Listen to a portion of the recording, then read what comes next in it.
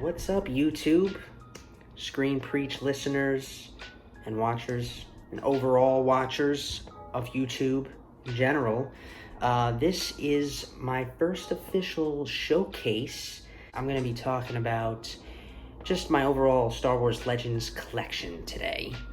And giving you a quick breakdown of what I think the best books are in the overall collection based on each era, each story arc. What I did was separated them into eras. I have quite the collection here, I'm not gonna lie. I blame it on the quarantine, you know. Sometimes when you run out of shit to do, you start fucking reading. I went basically Old Republic era, New Republic era, New Jedi Order, Legacy of the Force, and then this is technically the era of the Great Wars, the wars we know, the Skywalker era, but I wanted to get a few canon books, and they ended up making them bigger, because for some reason we can't make them all the same size, so I couldn't put this row chronologically where it's supposed to go, which is after the Old Republic. I also got the Marvel's Epic collections, a good chunk of them. And whatever books you don't see here in paperback, I probably have on my phone in iBooks. In terms of the Old Republic era, I'm going to say that the best of this series, probably, I mean, you just can't beat the Darth Bane trilogy. It's without a doubt just absolutely exceptional. But if I had to pick, other than the Bane trilogy is the best, but I loved Raven. And Fatal Alliance, more than Deceived, which a lot of people think Deceived is the best of that 4-book series right there. I think it's Raven and Fatal Alliance, then Deceived, then Annihilation. The rest are all good too. I mean, you really can't go wrong. Darth Plagueis is another one that's an honorable mention there. You gotta talk about Darth Plagueis. The rise of Darth Sidious, his master, and the years of him. The best thing about this book is it ties directly into A Phantom Menace, literally, in such a cool way that I won't even spoil. Another book worth mentioning in the Old Republic era is Lost Tribes of the Sith. This is as it says there, the collected stories. These are multiple stories about multiple characters collected into one paperback book. Originally came out separately as ebooks. Definitely a good read. Now, I'm going to go in chronological order for you guys, even though not going, in non-linear order is not uncommon for Star Wars. I'm still going to, for you guys, do this era next. These are stories that take place during and after films. I also have canon books sprinkled in here. Canon is just stories that take place in the actual main timeline of Star Wars. Well, the Legends books, which is the actual showcase we're doing here, those are stories that are not officially in the main timeline. They're kind of like in their own timeline, an alternate reality, if you will. In this series, I think the notable mentions, honestly, are not even Legends books, other than maybe Shatterpoint and Dark Rendezvous. I think the honorable mentions are the canon books, like Ahsoka, like Thrawn, like A New Dawn. But honestly, it's Dark Disciple that's the best here. Dark Disciple is an unproduced story from Star Wars The Clone Wars. Actually, it says it right there. Based on unproduced episodes of Star Wars The Clone Wars. And the reason they didn't produce it is because season 6 was so fucking short. I mean, it should have been a regular 20, 22 episode season like all the other seasons were. And they definitely would have done this story. Same thing with Darth Maul, Son of Dathomir, the comic book. Nonetheless, we get the story. It doesn't matter the medium. But yeah, I'd say that's definitely the best here. Splinter of the Mind's Eye is my honorable mention here because it's one of the first books to come out after the original films. I think it came out in 1978, a year after the first film came out. The New Republic era, which you can't go wrong with because it's the continuation of the story of Luke, Han, and Leia.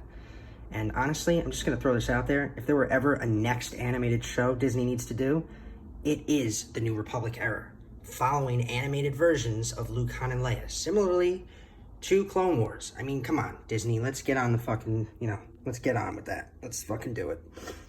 Here, notable mention here, real quick, a possible way to read, at least the way I do it, get introduced to Mara Jade like you do in this trilogy, and then go back and read her origins with Choices of One and Allegiance. This book here is actually not part of this era. It takes place during the films, but it's the origins of Mara Jade. So a way to do it, get introduced to her, go back, see her origin, then go forward again.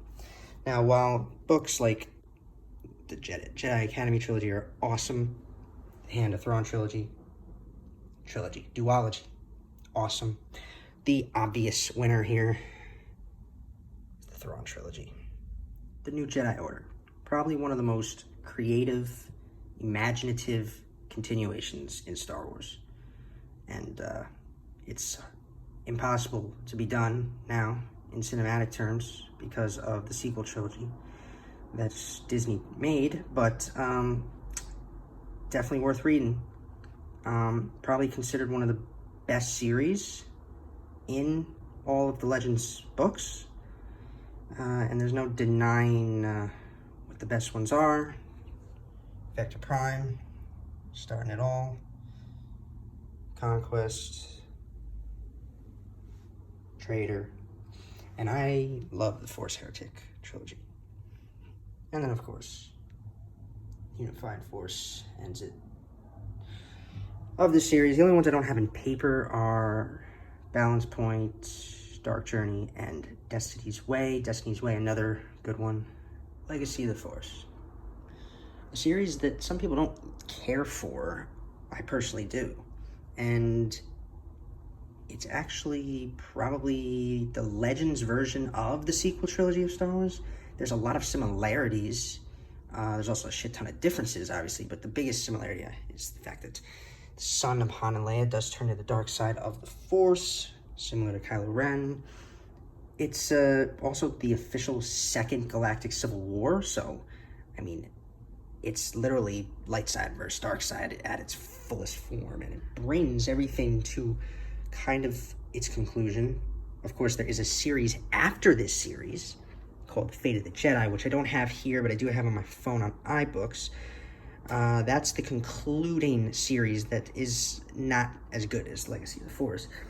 I do have the book that officially concludes all of this. It concludes all the eras. Overall here, I'd say Invincible, the last one, and Legacy of the Force is probably the best one, but other than that, it's the first one, Betrayal. Now, with the comics, there's not really anything to talk about. They're kind of just, they all take place either during the films or in between films, or before, in terms of the Old Republic. I'm still waiting for Tales of the Jedi to be collected.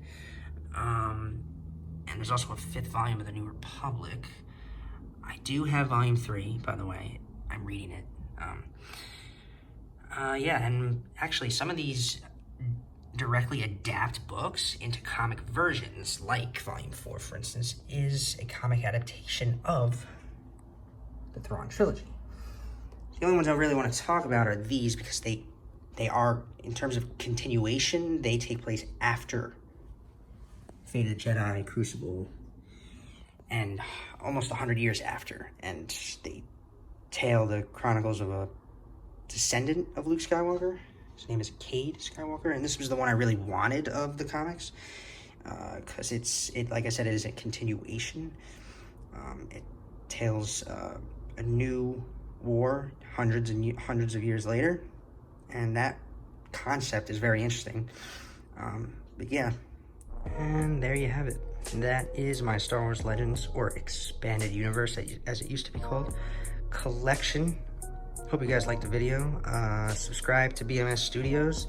And if you're a fan of film, TV, and books, go check out my show, my podcast, Screen Preach. New episodes every Monday. Thanks for watching, guys.